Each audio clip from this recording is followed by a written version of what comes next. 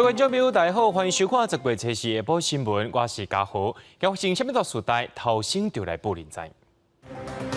过来今日增加49500外本土病例，31人死亡。另外，台湾的警察专科学校传出流感群聚案，有42个人感染。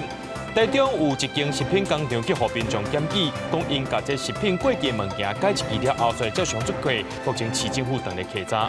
北韩伫今早起6点过时阵，向东方发射一粒中天的弹道飞弹飞过日本领空，落入去太平洋。日本也强烈谴责北韩的行为。新闻一开始，赶紧来关心咱国内疫情消息。国内伫今日增加49509个本土病例，即染病死亡的有31个，中重症62人，无排除即礼拜又完是疫情的高原期。另外，针对有风声讲明年防疫经费会比今年加倍到4.5倍，伫下晡指挥中心要上改新的水平。本土病例有49509例，境外入有65例，死亡个案是31例。那今天的个案数跟上周二比多了3901例那上升了8.6%。今天新增31例死亡的个案那其中40多岁这一位是有癌症的病史主要是因为肺炎合并呼吸衰竭的关系而不幸过世。所以当然也不排除这个礼拜会是这个高峰。整体而言，就是它还是属于在高原期这边波动10月13号要边境开放的部分，目前还没有要改变。有关防疫政策宣导的这个费用的部分在这2年8个月以来，我们在这个部分总共花费了7.9亿元。那其中192的部分，这边就是占了6亿5500万元。过去的几年主要的防疫经费是这个8400亿的一个特别预算那今年年底这个特别预算就会用光所以我们在预期在明年还是有这个疫情在针对疫苗、药物、治疗跟防疫物资的部分，我们都有编列适当的预算，那这个部分是845亿元，所以事实上到明年事实上还减少大概98亿元。秋冬到爱注意这流感这台湾的警察专科学校传出流感群聚事件，目前已经有22个人感染，是今年以来人数上介济校园群聚。警专表示讲，这些学生拢是自专1年的学生，到今还未甲因注疫苗，加在大家拢是轻症，已经请假登去处理休困啊。疾管需要呼吁讲符合公费流感疫苗民众赶紧去注，来提升保护力。传出校园流感群聚事件，台湾警察专科学校顶礼拜2起，陆续有学生出现发烧、咳嗽、卫生局酸痛等症状，毋过新冠快筛说是阴性，到病院检查才确诊是感染 A 型流感。到10月初3为止，累计已经有22位学生着病，是今年以来人数上济的校园群聚。总共22位学生里面，他们并不是在同一个寝室，他们是分散的。那这些学生呢？因为我们之前就有定的一个标准的作业，就是说学生如果他流感一确诊，马上的就是请他一定要回家隔离。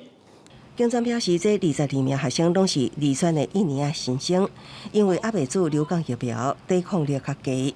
好佳在这学生拢是轻症，目前拢已经请假转去，采用远距教学模式上课。医师也警告。咱国边境特别全面解封，过去2年高度防疫造成免疫负债，今年流感可能会爆发大流行。若讲同时得到流感加新冠肺炎重症风险会提悬。如果是 COVID 跟流感同时感染的话，其实演变成重症，或者说是需要插管的风险就会大大的提高2到3倍今年的流感疫情，应该是说群聚的部分。有通报了7件，但是只有1件，是这个校园有确认是群聚，是 H3N2。疾管署表示，最近1礼拜流感的阳性率是3.9%，有估至少也要观察2礼拜至4礼拜，才会当检判敢是进入流行季。呼吁符合注公费疫苗的民众，赶紧去注流感疫苗，以提升保护力。记者综合报道。东北季风明仔载来到位咯，在北部、东北部的6、7度，正方面的天气也开始落雨。目前预测双十节当天呢，会有另外一阵冷空气到位，北部、东北部会变较湿，也会变较凉热。日头正炎，互人目睭拢擘袂开。不过已经入秋啊，这种热天气即个来当到拜日，自拜三开始，伫咧东北季风来了，天气会开始变。尤其北部、东北部感受上明显。冠军可能会降7、8度，同时水汽散来了，面方的北部、东半部拢会落雨。说东北季风会持续影响到好几天，我们预估这样的天气形态在星期3、星期4是依旧的。至于星期5、星期6，整个东半部还有桃园以北，依旧是有断断续续下雨的机会。气象局提醒讲，自拜三开始，北部加东北部温度会降，日时温度差不多26度，其他地区现在注意早晚温差较大。嘉义以北、东南部、恒春半岛加沿海较空旷所在，可能有8级到9级的强阵风。因为这礼拜六就是国庆连假，到时也有冷空气会来，天气依然是无稳定。上强的东北风的影响是伫初10这天吼，初10甲13吼，受到这东北风的影响，这温度佫会降低吼。即马看起来同款是伫北部甲东边吼，这个落雨时间较长哦。专家讲，伫咧国庆这天，北部加东半部有局部短暂雨，民众若是要出门看国庆表演，建议早雨满雨伞。国庆日这天过头了，南部也局部短暂雨，不过后期有无依然无确定性。民众连假若要出去耍，就要注意上新的天气资讯。记者综合报道。上新一期的《镜周刊》表讲，这园林会主委谢晓生呢，介意找这少年女，而且佫是长头鬃的女性来做秘书，而且也出现类似性骚扰行为。针对着这个风波，伊早起是请假无去到这立法院议会，不过透过园林会发出声明，讲若阵甲同事之间的互动有无妥当的所在，伊会调整个改进。早起行政院长苏贞昌去到立法院报告总预算甲前瞻建设的特别预算案。不过，民众党的立委邱成远指出，有媒体亚康讲，园林会主委谢晓生有4位秘书，而且已经秘书，抑个特别指定性别甲身权，抑个互人指控讲对查某部属有卡来手来甲用言语共骚扰的问题。针对这件代志，苏贞昌表示，谢晓生早起是请假无出席，不过伊嘛答应讲会保障性别平权。公务员或政府官员。相关责任也都清清楚楚，我们会依规范进行，包含要保障我们两性平权，还有相关职场的一个友善职场的一个文化，应该要帮我们维护，好不好？这是当然。民进党的立委范云甲罗品瑜嘛发出联合声明指出，谢晓生是园林会上关层级的官员，因呼吁行政院应该主动介入调查性骚扰，抑有工课场所霸凌的代志，才会当维护被害人的权益。而且政府嘛应该用相关的标准来看待。妇女团体嘛认为涉案的是园林会上关级的官员，应该由顶级的机关来调查。性别平等教育法它有明白这样规定哦，那如果比较这样的一个精神的话，它就是上级机关来调查会比较好一点哈，因为不可能期待行为人调查自己的事情。您的电话将转接到语音信箱。记者伫这个进前打电话给谢晓生，拢无人回应。不过针对指控的内容，伊是透过园林会发出声明，针对5个重点来做背回，包含讲家己无一直换秘书，嘛强调讲伊是无爱用公务场所来做教学，才会去到家边听做视讯上课。若是甲同事互动有无妥当的所在，伊嘛会改进。落尾嘛感谢媒体对伊的指教。记者综合报道。讲到这镜电视申请执照，敢有政府高层介入的？进前公布录音档案的立委陈椒华，今仔日搁在召开记者会，讲去年7月16 NCC 咨询会期结束了后，培委迄天就知影这个会期的过程。不过照规定，咨询会期的内容是袂当公开的。陈椒华也质疑讲，这 NCC 内面究竟是啥人，甲这秘密内容泄露互培委？是呢。其实那时候是股东，其实对于这个进电视20几个月没有拿到执照是非常的不安。我绝对没有去什么透过对，绝对没有这样子的情形。好，所以呢那些东西其实都是让股东安心。所以里面有些东西也许有些碰红。培伟初三接受专访，讲为着安慰贾田氏股东，才有一寡讲法较碰风。贾田氏申请执照，抗议高层敢有插手，前期也未煞。公布关键录音档案的立委陈昭华，初四搁再开记者会，公布去年7月16 NCC 咨询会议的新事情。静电视接受 NCC 外部审查委员的审查程序不顺利，当天晚上，裴伟就用 LINE 告诉大股东，那这个 LINE 的内容就是今天没有投票，然后补完程序才投，因为陈一梅闹场。陈昭华补充讲，培伟有传信息给股东，讲已经甲会议人士 complain， 要求因互 NCC 压力。陈昭华表示，按照规定，针对咨询会议的内容有保密义务，伊即期培伟是安怎知影会议过程？裴伟为什么知道这个会议的内容？还有他怎么当天就知道陈一梅闹场？所以到底是谁泄密给裴伟？所以请 NCC 要来彻查。NCC 回应，因依法办理咨询会议，嘛相信回来董事对审查听书是真认真。若是陈昭华有相关事情，会使提供给 NCC； 若是有向检调提出告发 ，NCC 也会配合调查。记者郭文良随台北报道。国民党最近伫咧批评，讲明年的防疫预算竟然爱开到这845亿。行政院长苏贞昌也回应讲，去年过去这3年呢，这防疫经费是编伫咧特别预算内面，因为明年无特别预算845亿，才会编伫咧年度预算内面。卫福部长许瑞元也解释讲，去年防疫预算加上特别预算就900多亿，明年编800多已经是有较少咯，也因为这疫情还未完全结束，也是爱有预算做准备。国内本土疫情还未缓和，针对国民党周期明年度防疫预算增加达到845亿。行政院长苏贞昌初四到立法院进行报告和备询，指出过去3年防疫经费编列伫特别预算中，明年是因为无特别预算845亿，才编列伫年度预算内。明年没有特别预算，所以845亿编在年度预算里边。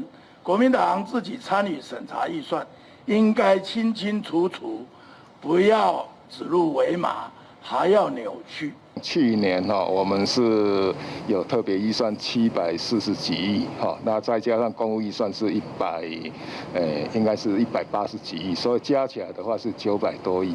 那今年就没有特别预算了，等于是总数是减少将近100亿。苏贞昌指出，疫情已经进入尾声，也毋过还未过去，防疫也是爱真细致。卫福部长徐瑞元表示，明年防疫预算总额相对较少，针对边境解封将改做0+7，敢是代表疫情结束？徐瑞元也做出澄清，大家不要误以为说边境解封就是疫情就结束了，所以什么都不用再做任何的管制，不是这个样子。另外，疫情指挥中心什么时阵退场，爱符合倒一寡改善条件。苏贞昌强调，只要疫情也伫个，就需要透过规范来做好防疫，会看疫情的变化来调整。记者综合报道。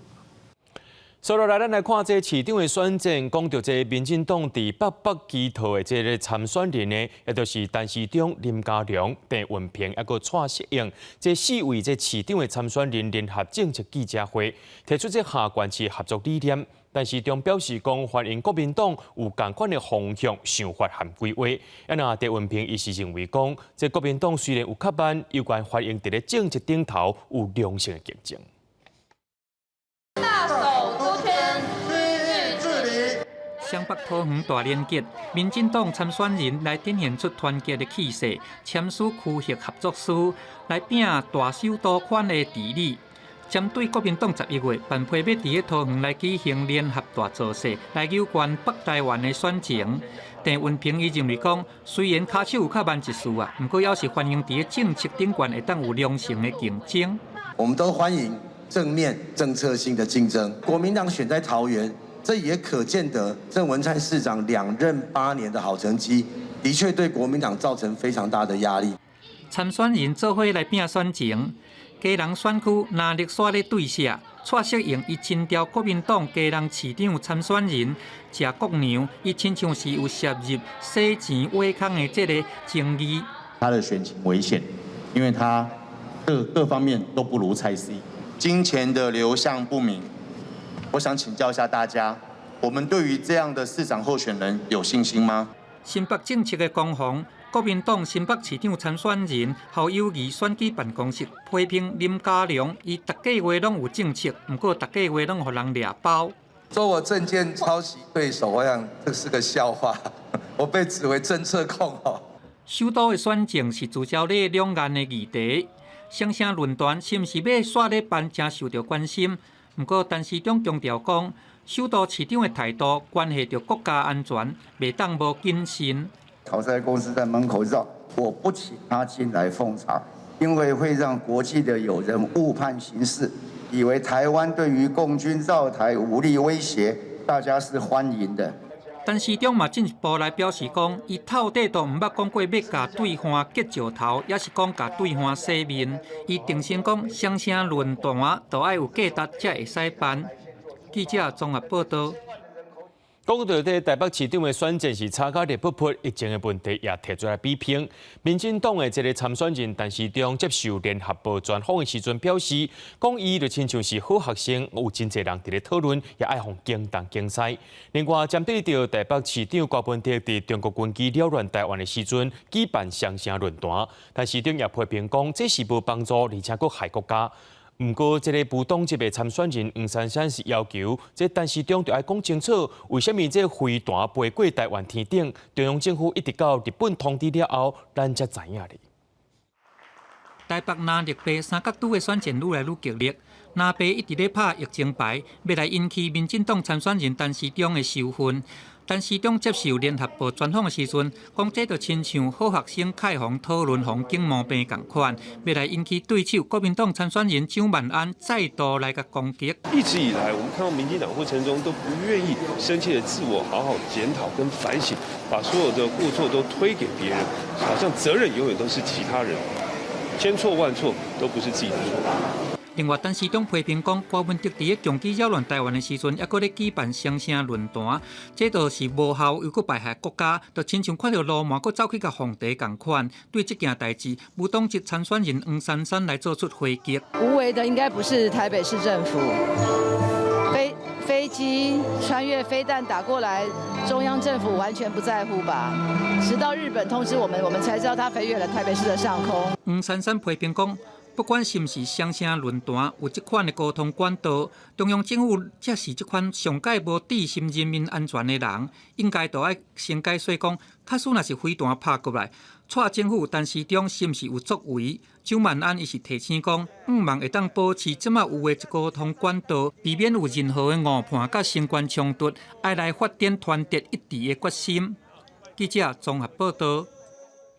宜兰县长林姿妙初三宣布，对即马开始到年底选举投票拢要请假。这民进党宜兰县议会党团就质疑讲，目前当同是这议会的定期会，做一个县长说是要请假拼选战，根本是无要互议会监督，袂输是绕跑的县长共款。那8月就向宜兰市公所请假的民进党参选人江聪恩表示，若准有需要去到代表会说明，伊会随时取消这请假，登记报告，希望林姿妙也是会当安尼做才是。林姿妙敢会入去议会，互人避顺利，伊本人表示会依照规定。宜兰县长林姿妙初三宣布，即日起到投票日为止请假，不过因为拄着议会期间，13县长组织顺特别定场。民进党宜兰县议会党团支持林姿妙作为县长，说讲要请假拼选举，由副县长代理接受质询，根本就是为了要闪避监督，唔敢面对议员质询，也无愿意面对县民的检视，袂输绕跑县长。这个我随时可以这个进代表会去接受。质询这个宜兰县议会要求林姿妙随时回到这个县议会来进行备询，他是不是要来比照办？同款要选举，江聪连8月就向宜兰市公所请假。伊讲，伫代表会开会期间，若讲有需要，伊到代表会说明，会小假去报告。这期林祖苗是伫开期期间请假，明显是调工要相比。伊呼吁林祖苗应该比照办理，若讲议会有需求，就到关议会备询。他尊重他了。一些想法都伊家己的咯，我们愿意用这个请假的时间，也能够推动我们的县政府的这些咱的这推广我们活动。林祖苗虽然请假，也毋过找时在去游园出席官府举办的原料南洋创业竞赛活动。面对这期，伊讲民进党应该用同款的标准检视家己候选人。请假期间，伊也是会推广关政。另外，敢是去议会备询，会依照规定办理。记者综合报道。伫台中有民众向市政府检举，讲有一间食品工厂，把这过期的食品改日期了后，再卖出去，可能是这风声走漏。食品工厂呢，事先就把这个物件车走。这间工厂也发出声明，讲会配合政府做调查。市政府这边是讲已经甲业者移送法办啦。台中西屯一间卖加工鸡肉产品的食品厂，互已经离职的员工出面控诉，头家要求把过期的食品外口的标签掠落来，涉嫌以改票的方式重新出货。合作的对象包含出名的大卖场、甲地报主。伊家己数改票的证据翕落来，伫9月1日向台中市食安处检举，想要到6天了后，公司向甲所有过期的产品库存拢刷出去，唔知影刷去倒位，以至于家己的雇主互老下吧。其实在我任职1年之后，就陆续慢慢有在做这个改标过期食品的动作。我们老板要求。这间食品厂初时透早由原开门营业，员工甲公司的声明点出来，强调绝对袂杀责任，会配合市府相关单位调查了后再来说明。不好意思，就是我们目前都是配合相关的单位在做调查，所以就没有。不过，台中市食安处表示，接到民众检举了后，专程严格保护陈情人的个资，已经针对相关的情报收集证据，研判违法的事项，牵涉到刑责，依然的移送地中地检署侦办。不过，并无派人到食品厂稽查，以免甲因拍成惊。均依照《食安法》第43条及台中市政府受理检举陈情案件保密实施要点规定办理，全程以密件移送。严格保护陈情人的个资，以及将相关资料移请台中地检署侦办。市府强调，稍后会配合检调机关来调查，若查到业者有违法的事实，会依照规定要求业者停业。记者综合报道。有一间上市的公司基泰建设去向指控讲涉嫌利用投资境外不动产来做广告，骗这投资人呢，伫2011年到14年赚了上亿只乌心钱。台北地检署将约谈10个人到案说明，落尾呢，这姓房的总经理是150万交保，不过姓陈的这个董事长说是拢无到案说明。这位穿白衫是上市公司基泰建设姓房的总经理。涉嫌违法吸金，被调查官带到地检署，经过检方透明讯问，以150万交保，并且限制出境出海。我这有话要说啊。只跟他讲一句辛苦，其他无愿意加讲，交保正经行出北检。除了伊以外，9位员工甲关系企业的人员也被带来约谈，核实了分别以10万到20万交保，或者是限制断估。不过上关键的人，基泰建设姓陈的董事长是无约谈到案。至于诚信负责人，因为目前尚未到案，检察官以禁为限制出境出海之处分。基泰建设被指控涉嫌以投资境外不动产，保证会当回本获利，对外找人来投资。不过10几个人钱投资落去了，毋但是无获利，连本钱也摕袂大，才会提出检举。检方调查基泰建设自2011年到2014年，涉嫌不法吸金到上亿，专案依照违反银行法伫咧侦办。基泰建设发重大信息，讲公司配合检调单位的侦办，对公司财务业务无影响。不过到发新闻进前，基泰建设是也无对外做说明。记者综合报道。高雄轻便铁路这美术馆路段明仔载准备要通车试营运路，不过国民党的市议员说，这期讲这工程是中共谋起，沿路的这个沿线 AC 路面复原工程，说是养工处的包商伫咧做，怀疑市政府独立特定厂商。立即运局也驳回讲，考虑到这车路的整体性，由养工处来代替处理，费用加起来也比中共报价阁较低，无独立厂商的问题。车站铁路完成啊，高雄轻便铁路第二阶段美术馆这段420到424这几站，准备伫10月7号通车试营运。不过国民党市议员质疑讲，这个工程的通报商甲土木建筑拢是中国，沿线 AC 路面复原的工程，煞是用工处的承包商来做，造成费用增加，强要承办，疑似是独立特别的厂商。让特定的厂商、养工处长期配合的厂商，以每平方米400元的价钱来制作，金额超过原本中钢所发包的超过1000万。面对这个郑文强背回讲是考量到道路整体性甲一致性，才请用工处来代办，而且各项费用加起来了后，计效也比中国更较低。每1平方公尺288块，那个是指所谓的4刨铺的直接工程造价。但是依照如果详细跟联钢的这个详细的合约，本质上是跟我们养工处的每1平方米400块钱，反过来讲是联钢是412块。美丽的青色磅空，或叫做是多多的磅空，吸引真侪游客来翕相。不过也牵涉出因过争议。轻便铁路第二阶段因为路线的问题引发过民众抗议，张市长韩国瑜上任了后下令停工。到大美术馆这段完成啊，民进党团就批评国民党应该为当初的延期回失礼。公听会多数的民意也支持原案续建。甚至在2019年的5月，韩市府也说，2019年下半年会提出成熟的计划，但当时韩国已经去选总统了。民进党批评国民党是选举才出来挂条啊尾，国民党也反击讲，当初是因为争议伤济，才会先停工做沟通甲规划。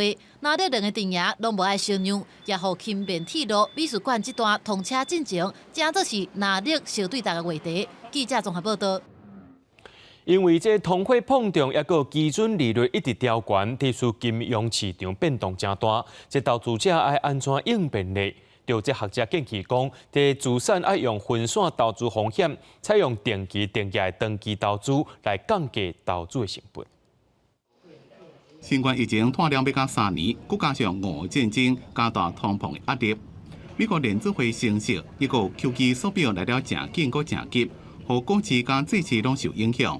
台湾理财顾问认证协会理事长李良京用有心要做来形容全球的金融市场，同时也向投资人信心发挥。我们在过去不管股市再怎么大跌，国安基金进场之后2年，除了1次之外，全部都是正回报。当你的股票跌破年线、跌破3年线、跌破5年线、接近10年线，你已经比过去10年每个平子，你赢了这么多人。真的闭着眼睛买了。李良京讲，为了要压制通膨，各国央行大幅度升息，已经和股债市、汇市、社会货币等各种的商品价格产生真激烈的变动，无论是对个人也是法人，拢造成压力甲冲击。尤其是即马市场也阁无啥稳定，真侪民众担心退休金会求水，以后退休的生活费用无够用。有学者认为，资产应该多元配置，分散投资风险。如果我已经找到一些比较适合的专属退休的投资标的，大家可以在这一次的低点这样一直下来的过程里面，现在其实是一个长期进场点哈，你就每个月再多扣个2-3千块，让你的成本在低点的时候可以累积多一点的资产。王丽玲讲，真侪民众因为惊投资有风险，退休了常常选择上保守的银行定存。因过目前市场的利率伤低，无法度对抗通膨，一个寿命愈来愈长的风险。要避免低悬抬价进行，上好的方式就是定期定价的长期投资，会让有效降低投资的成本，会让享受到时间的福利，让家己有更加好的优质的退休生活。记者综合报道。接落来，带观众朋友来看国际新闻。这北韩伫今仔早起6点外时阵呢，向东边发射一粒中程弹道飞弹。这日本的防卫省虽发布国家警报，南韩军方表示，这粒飞弹是极音速的飞弹，飞过日本领空落入去太平洋。日本也强烈谴责这北韩的行为。另外呢，日本首相菅田本雄和瑞国因上任满1年，不过最近这民调却一直在落。菅田伫咧国会当中演说也挂保证，讲会来救经济，而且也会处理甲旧统一教的关系。北韩伫初4早起6点外，对自强单位武平里向东边发射一粒中程弹道飞弹。日本防卫省侦测到飞弹飞过北海道加青森的天顶，随发布国家警报。南韩军方指出，这粒飞弹是极音速飞弹，高度1000公里，伫咧飞了4600公里了，7.44左右，落伫咧太平洋的日本经济海峡外口。日本是强烈谴責北韓的行為。先ほど、北朝鮮が弾道ミサイルを発射し、我が国上空を通過し、太平洋上に落下したとみられます。最近の度重なる弾道ミサイルの発射に続く暴挙であり、強く非難をいたします。這是北韓10天來第5遍試射飛彈，也是5年來第1遍飛過日本的天頂。日本已經透過駐北京大使館向北韓表達強烈的抗議加譴責。南韓總統尹錫悅也警告北韓將會做出堅決的回應。對日本臨時國會初三正式開機，首相岸田文雄發表施政演講時陣講，會謙虛地對待各種意見。國民の皆様からいただいたさまざまなご意見を重く受け止め、今後に生かしてまいります。また、旧統一教会との関係については，岸田內閣的民意支持度伫咧7月進前，抑佫維持伫咧5成左右。不過8月因為安倍各種的爭議開始下降，到9月只敢若剩4成。岸田強調，會全力對付通膨，帶動經濟是即馬上重要的任務。今月11日からビザなし渡航、個人旅行再開など。インバウンド観光を復活させ、訪日外国人旅行消費額の年間5兆円超の達成を目指します。岸田也講，日元跋扈經濟結構更較有彈性，政府將會注重伫咧半導體一個電力工廠選地點，一個協助國內企業復甦，並且擴大農林水產品的出口。公司新聞陳偉林編輯。美國和菲律賓初三開始進行聯合軍演，這也是菲律賓總統小馬可斯上任以來上屆大規模軍演。也因為最近這南海主權爭議，再加上台海局勢緊張，軍演也被當作是因為中國來引起。印太區域嘅情勢受到國際關心。美國甲菲律賓喺初三展開大號海上戰術合作嘅聯合軍演，這是菲律賓新任嘅總統小馬可斯伊上任以來上屆大規模嘅軍演。美國菲律賓兩國出動2500外嘅陸戰隊嘅官兵，共同來對付區域嘅危機。最近南海主權嘅爭議，也佫有台海局勢緊張，這場聯合軍演嘛，互看作是針對中國。This year's Commandant 06-2022 intends to enhance the bilateral cooperation and interoperability. We must always ensure we're ready when our nations need us. Our efforts together during this exercise will help us do exactly that. 日本自衛隊甲韓國海軍陸戰隊嘛來正做演習觀察員來加入。這個時陣，美菲演習嘛和美日佇個北海道作戰同齊來做演習。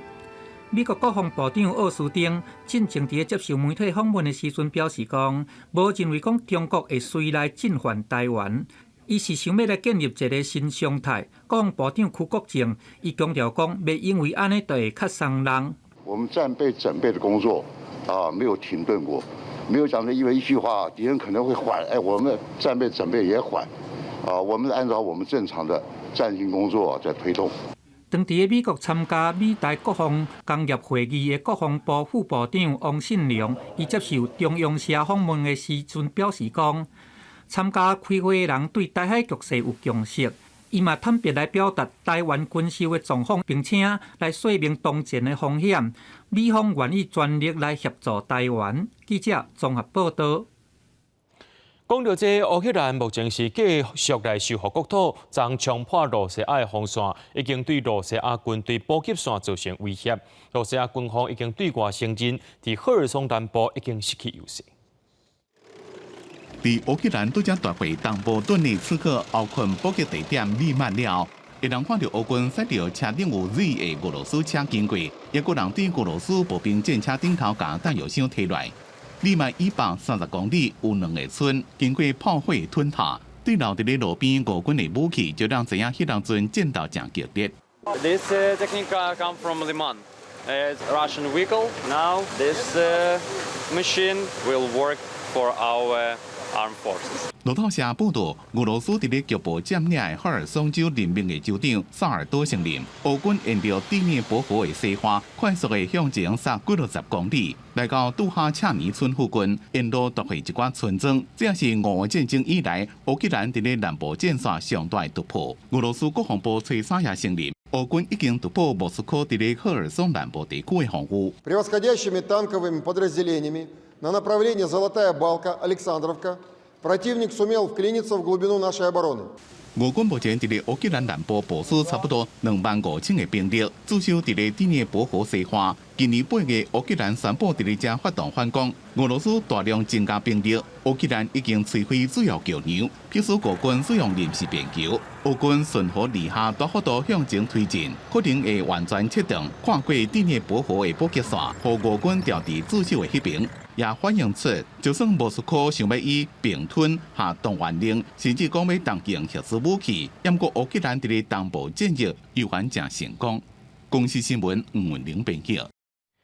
伫伊朗国内的头巾示威，还阁伫咧继续，有真侪大学生行向街头，也传出讲伊朗的革命卫队对学生射催泪弹，也有武装部队对民众开枪。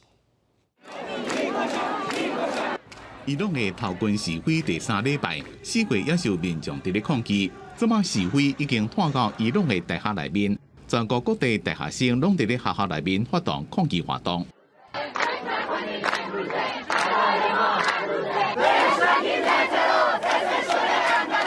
初三是伊朗大学开学第一天，不过真侪学生拒绝上课，继续示威，对艾米尼的死表达不满。不过当局派出伊朗革命卫队去学校内面镇下，甚至向路边翕相的民众开枪。CNN 报道，首都德黑兰的舍利夫大学有学生讲，伊朗革命卫队甲几600位学生限制伫咧停车场，有人被带转去警局，甚至也有学生被枪杀。不过伊朗指控这是美国等外国势力干预的骚乱。این حادثه‌ای که پیش آمد دختر جوانی درگذشت خب حادثه تلخی بود دل ما هم سوخت 美国白宫是讲，伊朗无应该用暴力镇压和平示威。We're alarmed and appalled by reports of security authorities responding to university students' peaceful protest with violence and mass arrest. University students are the talented young people who should be the future of Iran. They are rightly engaged by the death of Mahsa Amini. 目前还阁无法度确定这边校园冲突的死伤甲被拘留的学生的人数。舍利夫大学是发声明讲，伫咧所有的学生被绑菜进前，希望全国拢停课来声援。公司新闻张伟玲、吴kỳ昌编辑。咱来看地方的新闻，即国民党同市议员搁再逼出2019年启用的这个路德国民运动中心有100多项欠点，国民运动中心安全问题引起众人质疑。工务局表示讲，议员所讲的欠点，拢是市政府立管当中的案件，即建筑物整体结构安全是无问题。伫咧桃园市八德国民运动中心有有关天棚绑来了。国民党桃园市议员搁在逼讲，2019年启用的路德国运中心确实有几600项，尤其电梯井漏水，造成电梯的管线可能因为新线断去，电梯井的边边也敢有经泥胶的情形。你看这个钢索已经整个都锈蚀了，它有可能随时都会断裂。那你为了一个防水工程没做好，你又付出的代价是非常的昂贵。市议员詹江春讲，电梯的管线甲基板因为漏水新线受损，已经到4级的危险程度。也讲，真侪问题是自一启用就有，3年外拢无修理，批评桃园市长郑文灿，阁袂好工程的品质，敢若靠面条护航敢有路线，唔通甲代志拢交互后一任。市府的工务局讲，所有缺点拢伫咧改善。这些缺失都是由我们公务局主动列管，并且逐步改善。整栋建筑物的结构安全无虞，并非报道所谓的危险程度达到4级。工务局强调，已经把电梯封起来，也找厂商勘验，电梯的管线是因为湿，造成管线的表面有水锈的情形。另外，所谓净泥胶是掠漏厂商为了要查漏水自化学药剂所产生的情形，并无结构安全的疑虑，且外界唔通夸大歪曲事实，造成民众惊吓。记者综合报道。9月18大地震造成花莲真济山区部落的水质量变弱，主要原因是使用这简单型的水道水管。虽然县政府有一直要求中央爱改善，不过水道水预算今年无增加，电荷经济部抬调，引起地方机关的不满。这是花莲岛溪乡的清水部落拍开水道头，水质落落，第二桶仔底，互伊去彻底，嘛无法度恢复清气，居民根本就唔敢啉。不要说918地震，这个就常年就是这样的水。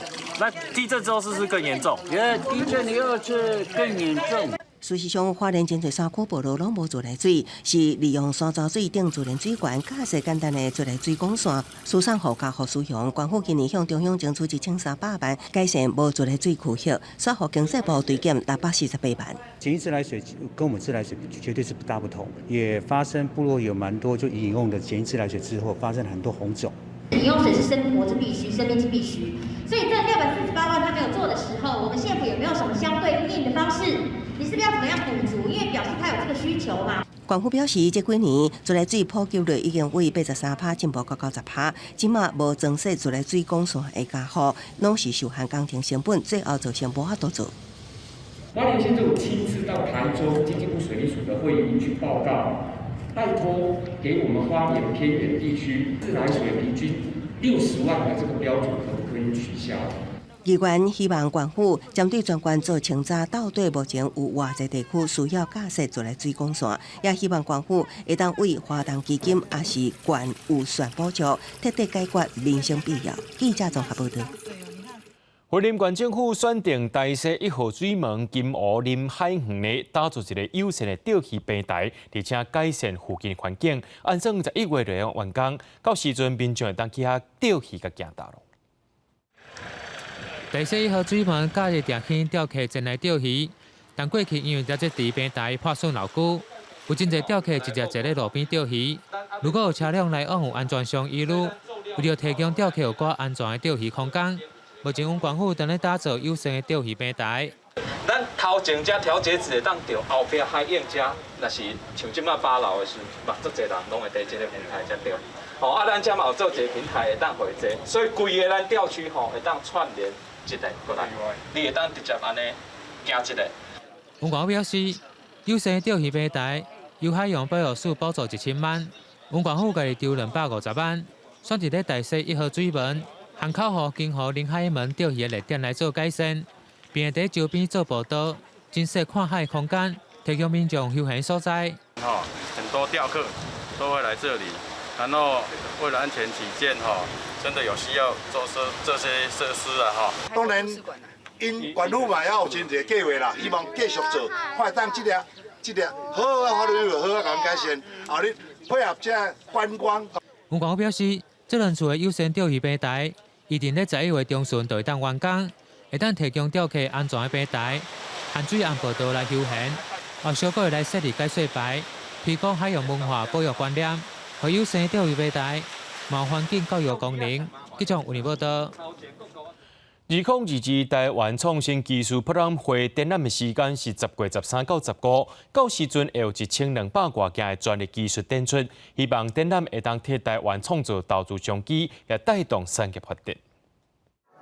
由中国院研发的国军野战型外骨头，装伫咧身躯顶，就能有效提升士兵伫咧战场的肌耐力。无论是走搬物件，拢较轻松。目前还阁伫咧研发阶段，未来拢会放入去国军的装备内面。这个产品它的重点就是它的重量轻，然后反应速度快，扭力大，所以提升在军事用的这个使用情境上呢，有提升它这个肌耐力的一个很好的效果。用目睭人对撞的技术，将模组放入去目镜孔内面，有目睭对撞的 AR 目镜，让使用者用目睭就让伫咧数位世界甲实体世界之间来回活动。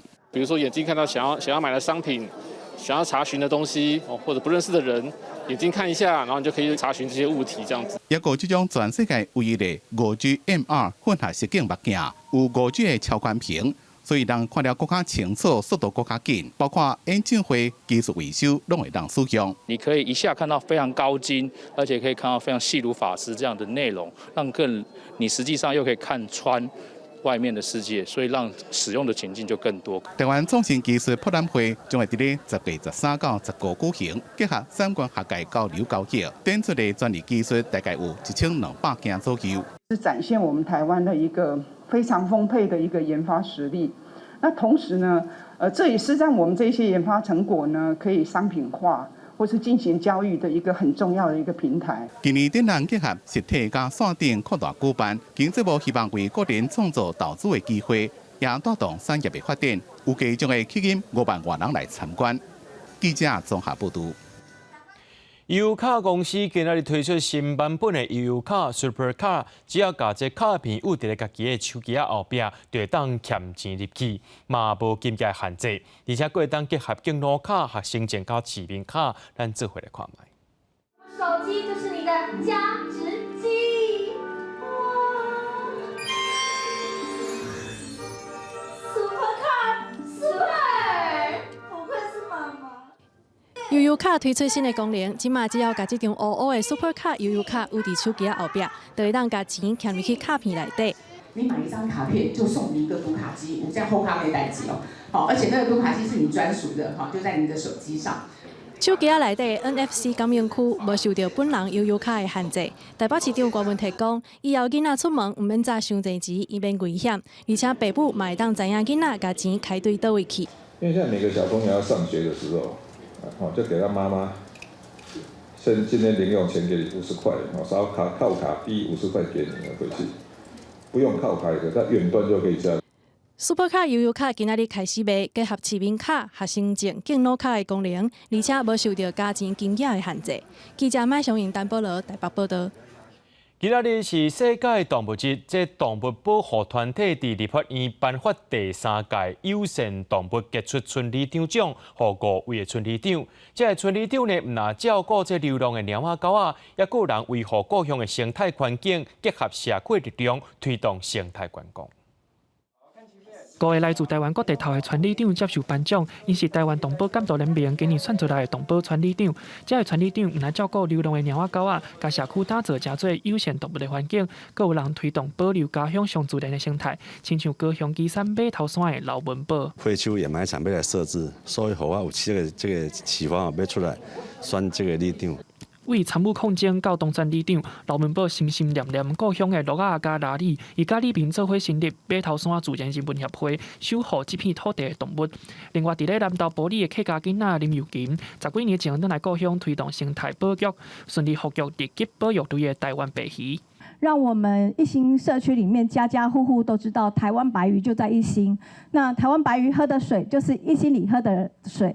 来到台湾上南边挖太平洋的港口社区，村长杨秀兰10几年来透过生态旅游甲教学，唔但当年吸引真侪游客参访，阁互少年人愿意留伫港口讨谈。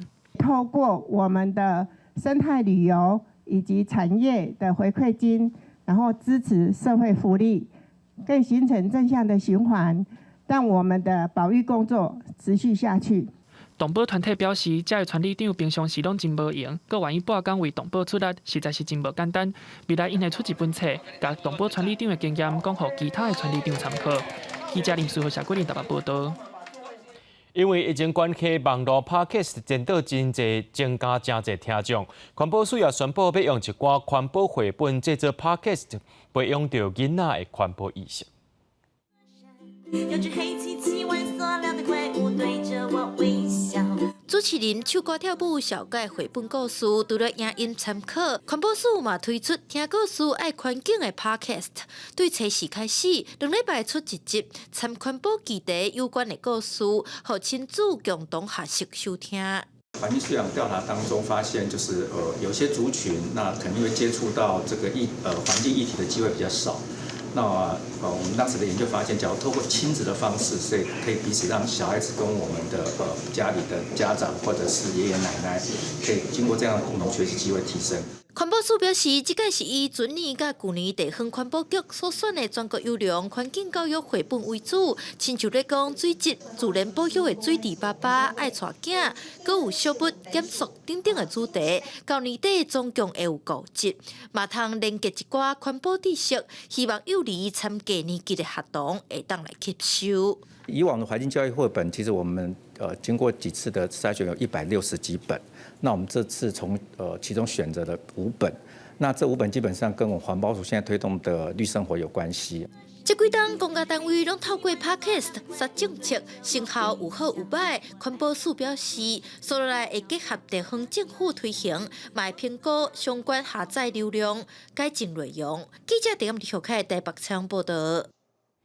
不代表美国影星马龙白兰度拒绝领奥斯卡奖项的美国原住民演员小羽毛，伫无偌久之前，才得到美国影艺学院半世纪后的回事礼。不过，初二的时阵，伊也传出讲，因为灵感，伫洛杉矶来拍摄，食到75岁。美国影艺学院随日伫咧社群媒体打文，公布伫咧49年前代表电影《教父》的男主角马龙白兰度拒绝领奥斯卡奖的原住民演员小羽毛已经过身。这个消息是个查某孙仔证实，伊是因为肺癌过身。美国影艺学院伫咧推特也个引用一段无偌久之前伊的演讲。Please, when I am gone, always be reminded that whenever you stand for your truth, you will be keeping my voice and the voices of our nations and our people alive. 迄当阵的小羽毛其实已经伫咧接受长期化疗，因过希望参加奥斯卡电影博物馆的活动。今年8月，美国影艺学院则向这位包括好莱坞技师甲风雪的原住民运动人士发道歉批。伫迄当阵，伊也搁正幽默地讲：“阮原住民是真有耐心的，才等50年尔。”代志是发生伫咧1973年奥斯卡颁奖典礼，马龙白兰度摕到影帝，不过人无来，是互小羽毛代替伊上台，不过煞互大咖的观众戏。He very regretfully cannot accept this very generous award. And the reasons for this being are the treatment of American Indians today by the film industry. Excuse me.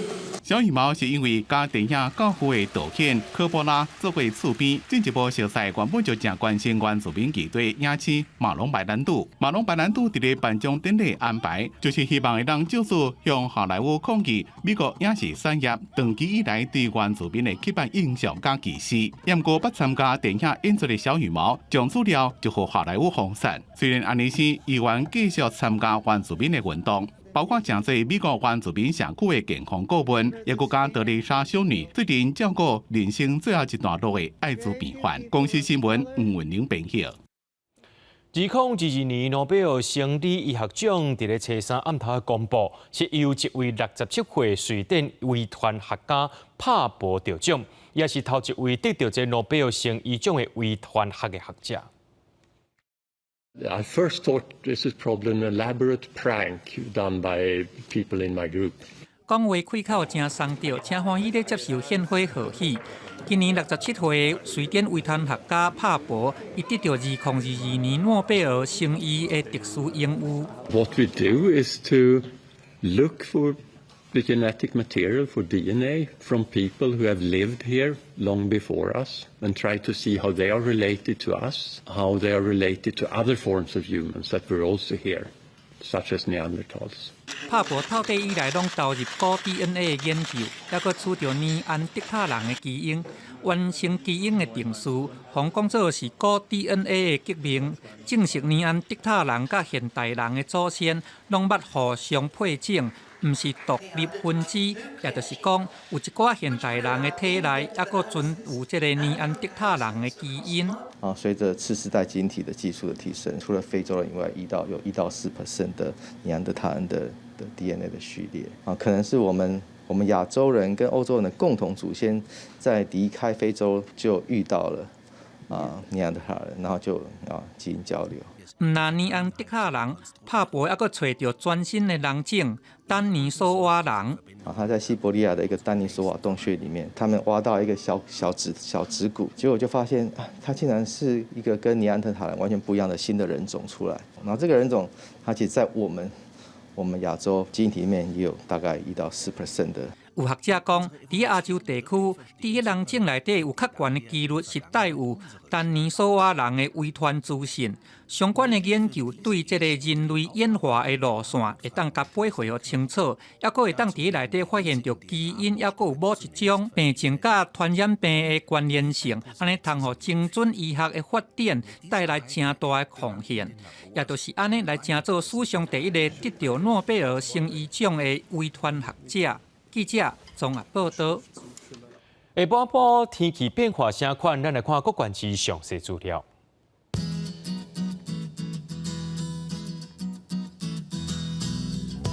基隆到新竹对28度到35度，苗栗到云林对28度到33度，嘉义到屏东对30度到34度，宜兰花莲台东对28度到32度。平湖、金门、马祖对26度到33度。新闻最后，感谢各位观众朋友收看今日下晡新闻，我是嘉豪，明仔载下晡3点咱再相会。